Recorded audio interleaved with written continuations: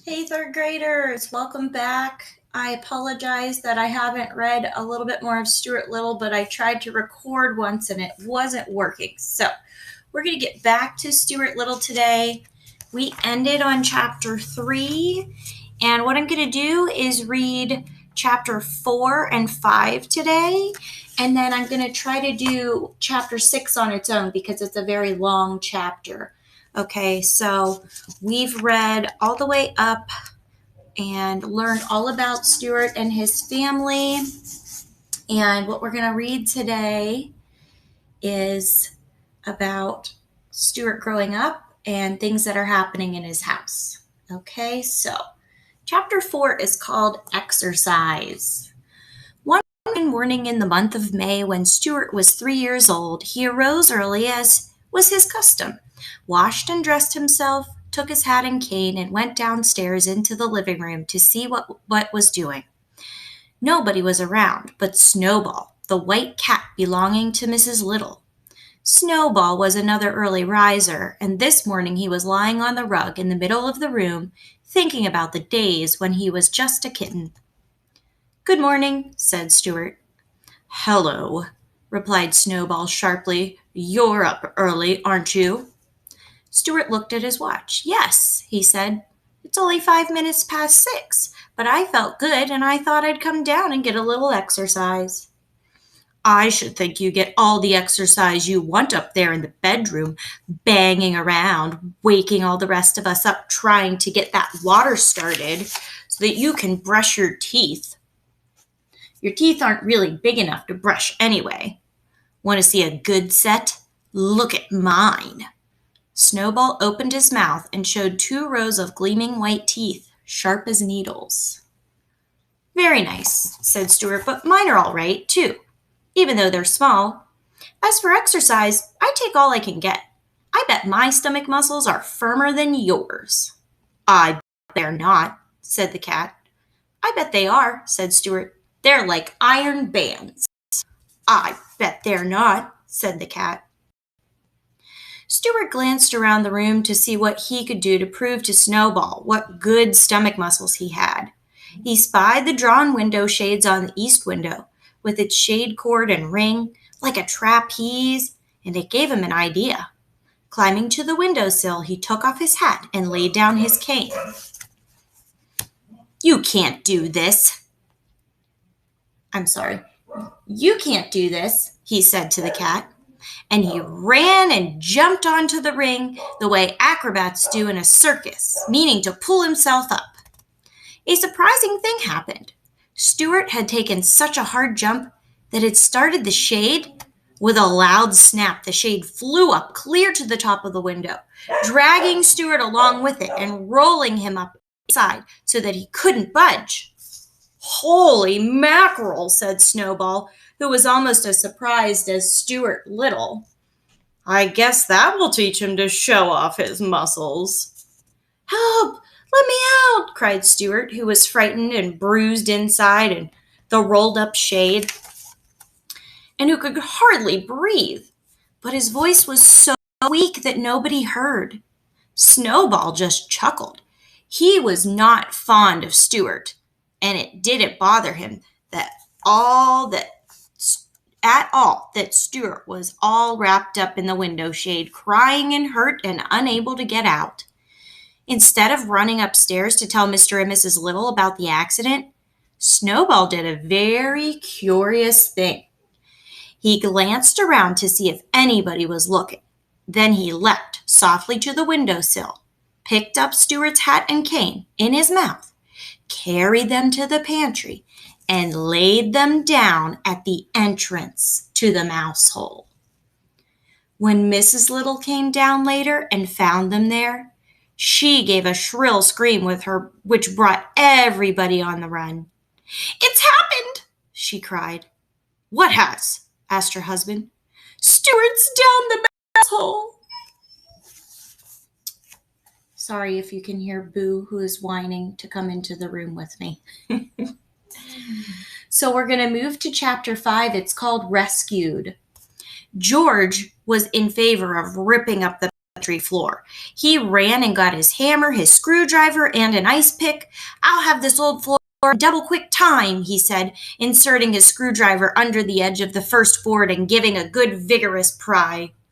"We will not rip up the floor until we have had a good search," announced Mr. Little. "That's final, George. You can put away that hammer where you got it." "Oh, all right," said George. "I see that nobody in this house cares anything about Stuart but me."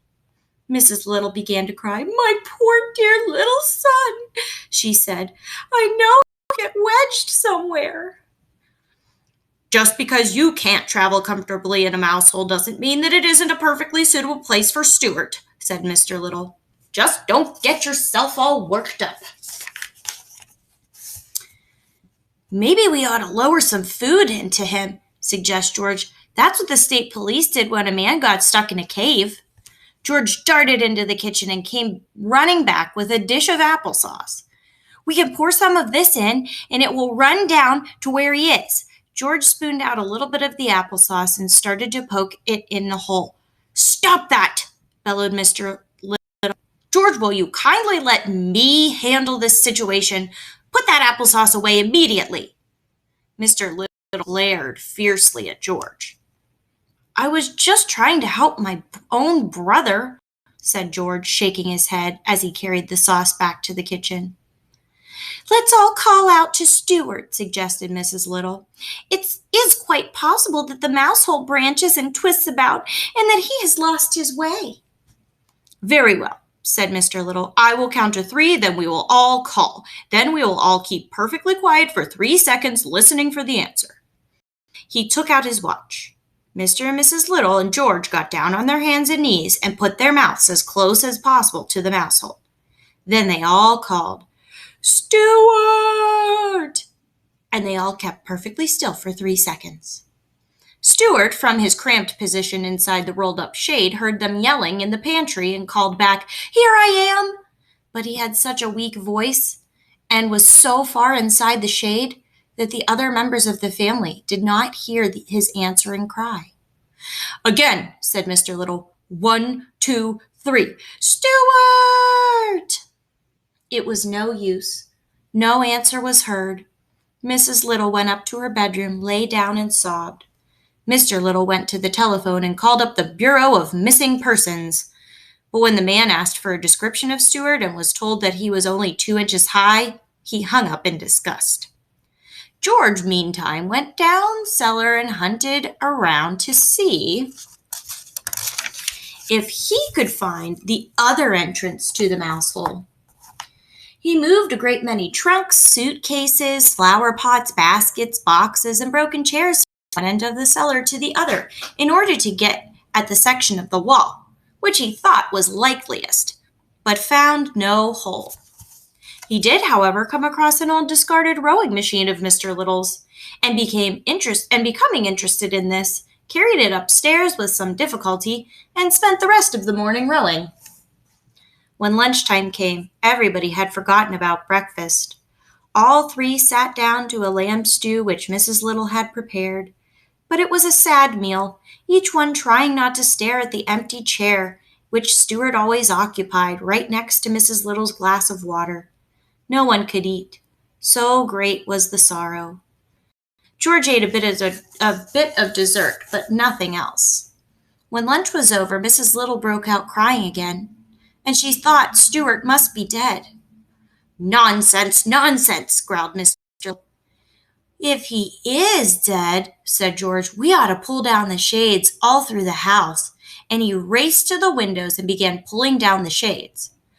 "George," shouted Mr. Little in an exasperated tone, "if you don't stop acting like in an idiotic fashion, I will have to punish you. We are having enough trouble today without having to cope with your foolishness." But George had already run into the living room and had begun to darken it to show his respect for the dead. He pulled a cord and out dropped Stuart onto the windowsill. "Well, for the love of Pete," said George, "look who's here, Mom." "It's about time somebody pulled down that shade," remarked Stuart. "That's all I could say." He was quite weak and hungry. Mrs. Little was so overjoyed to see him that she kept right on crying. Of course, everybody wanted to know how it happened. It was simply an accident that might happen to anybody, said Stuart. As for my hat and cane being found at the entrance of the mouse hole, you can draw your own conclusions. And that is the end of chapter 4 and chapter 5. So chapter 6 is called A Fair Breeze. It is a very long chapter, so I'm going to read it on its own, and I hope that I get to post it later on this afternoon for you today.